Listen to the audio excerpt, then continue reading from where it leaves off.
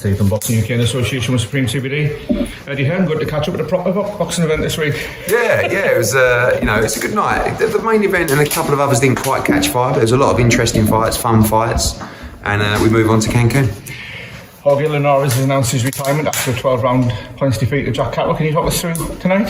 Yeah, I thought it was a good performance from Jack. I mean, I think lacked a little bit of excitement. I think sometimes he showed a little bit too much respect to Jorge Linares, but, Linares was looking for the backhand, and Jack said he could feel that he could really punch still. So you don't want to make a mistake just because we want him to go out and force a stoppage. But I do think after he hurt him in the 6th round, should have been a little bit more aggressive in that fight. But still, very accomplished victory against a 3-division world champion.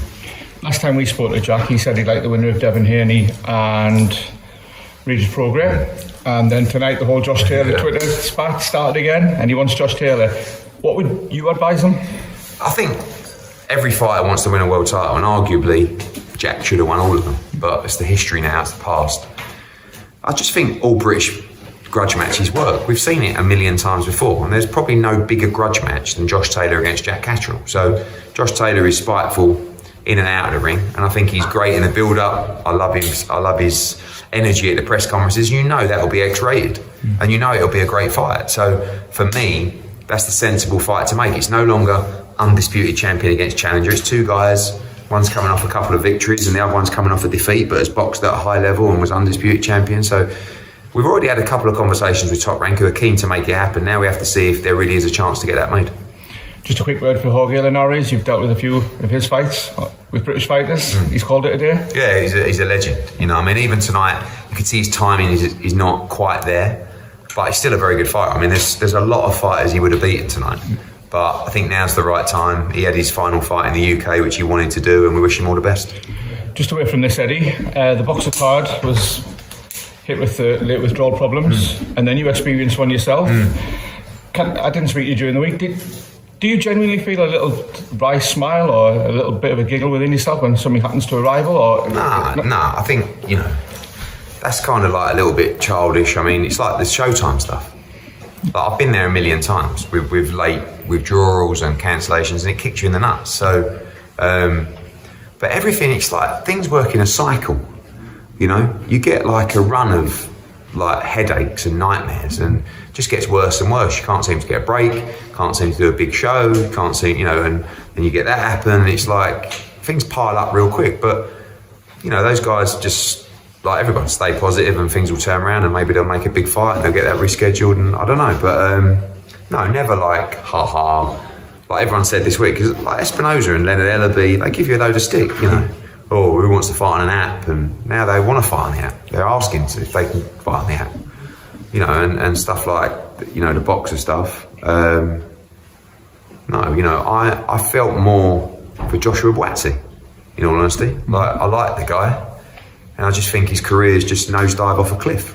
He's had bad advice, he's lost all momentum, and he's a brilliant fighter. Is that who you were referring to in one of your interviews? No, I was referring to Lawrence Okolie. They're both advised by the same person. Right. Just the worst advice I've ever seen in my career. Lawrence Okolie, had a fight in Manchester against someone you've never heard of, and everybody left. And then they took him in front of 17,000 fans. Every one of them wanted the opponent to win, and he got beat. He had a rematch clause, which wasn't activated. And the only value that Lawrence Okolie had was that he was a world champion.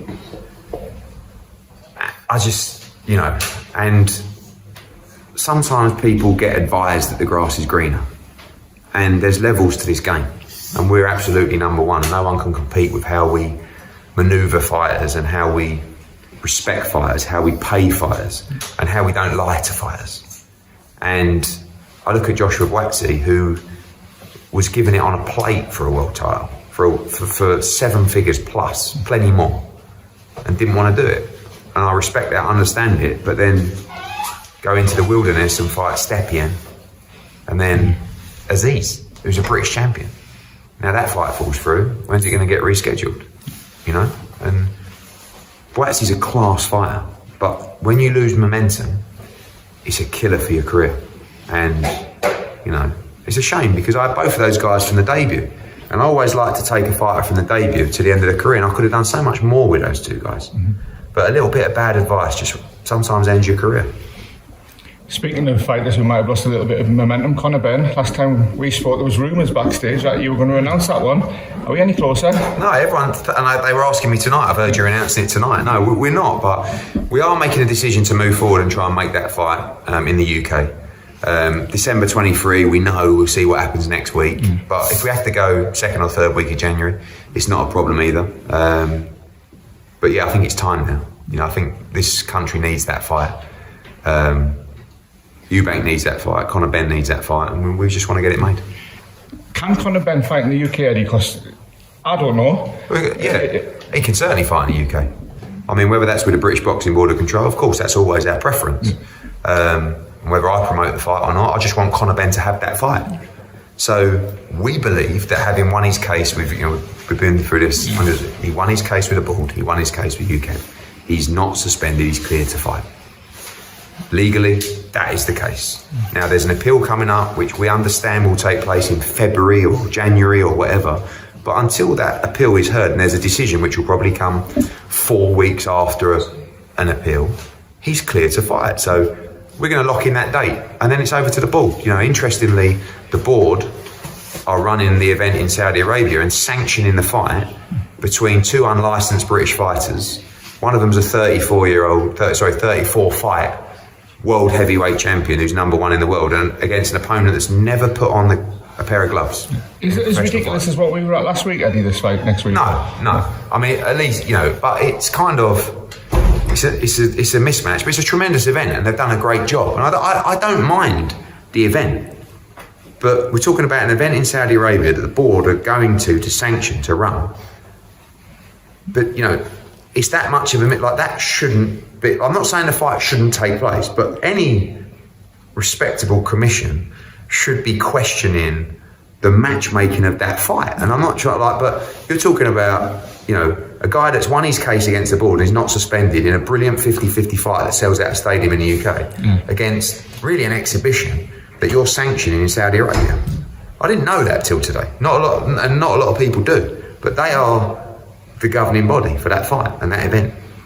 And it baffles me that we can't have a sensible conversation. Will you be using that to your advantage when you're arguing Conor Benn's case? No, because it's two separate things. And some will say, yeah, but this is an incident about an adverse finding and that's... But, you're talking about a guy who's won his case. Now, I understand, when the appeal comes in, whenever it bloody is, and if he loses, then he might be suspended again. In our opinion, he won't be. But in the meantime, he's cleared to fight. But... I don't know. You've got Wardley against Adelaide, which is a British title fight. Under their rules, that's not possible. They've changed their rules. They're now sanctioning that tournament. They're running that tournament out there. Like, if it was any one of our fighters who had 34 fights, and I said to him, I reckon if I said to the board, I want to do Rocky Fielding against Darren Till in Liverpool, they'd say, we can't sanction that fight. Darren Till's never had a professional fight. They would. But it's Tyson Fury in Saudi Arabia. You know the answers. And that's okay. So let's just have a little bit of sensible conversations from a kid that's won his case with the board and is legally cleared to box. Last one, have you written to the WBO to thank him for your award? I did. Was I Next Gen? Yeah, you didn't Global Promoter of the Year. Global Promoter of the Year, Next Gen. At 44, I'm delighted to be Next Gen. Because if we ever put a fighter on Next Gen who's over the age of 29, the fans say, how's he Next Gen? He's 30. So at 44, I'm a Next Gen promoter. Congratulations, Eddie. Cheers, mate. Thank you.